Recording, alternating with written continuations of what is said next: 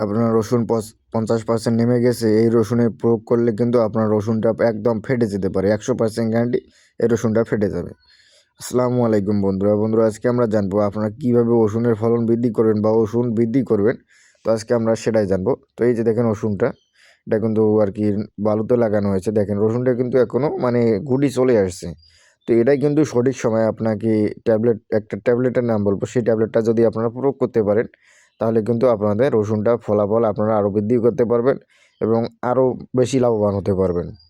তো বন্ধুরা, এই যে রসুনগুলো দেখতে পাচ্ছেন, এগুলো রসুনের গাছগুলো। তো এই রসুনগুলো বর্তমান কিছু মানে দানা চলে আসতেছে। সো সেই রসুনেই কিন্তু আপনাকে মানে দানা আসার সময় আপনাকে প্রয়োগ করতে হবে।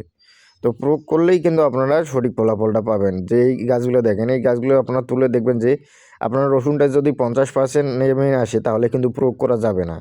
কারণ তখন যদি আপনারা প্রয়োগ করেন তাহলে হবে কি আপনার রসুনটা ফেটে যাবে। আর আপনারা বিশেষ করে ভালো করেই জানেন যে যে জিনিসটা একবার ফলন চলে আসে সেটা পরবর্তীতে আপনারা যদি কোনো পিজিআর বা ভিটামিন বেশি মাত্রায় প্রয়োগ করেন তাহলে কিন্তু সেটা নষ্ট হওয়ার সম্ভাবনাটা বেশি থাকে।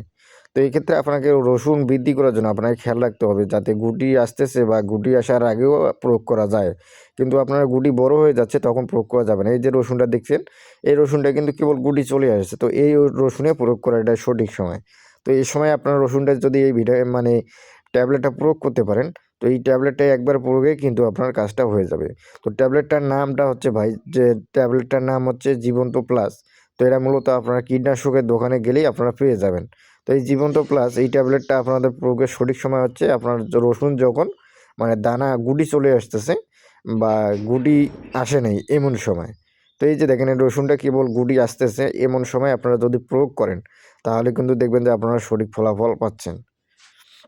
তবে আপনি যদি মানে 2 বার প্রয়োগ করতে চান তাহলে আপনাকে খেয়াল রাখতে হবে মানে গুটি আসার আগে একবার এবং গুটি আসার পরে একবার।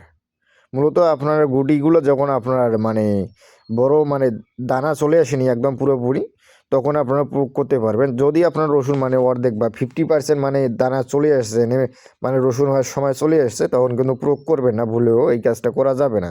কারণ এই সময় প্রয়োগ করলে আপনার ক্ষতিটাই বেশি হবে।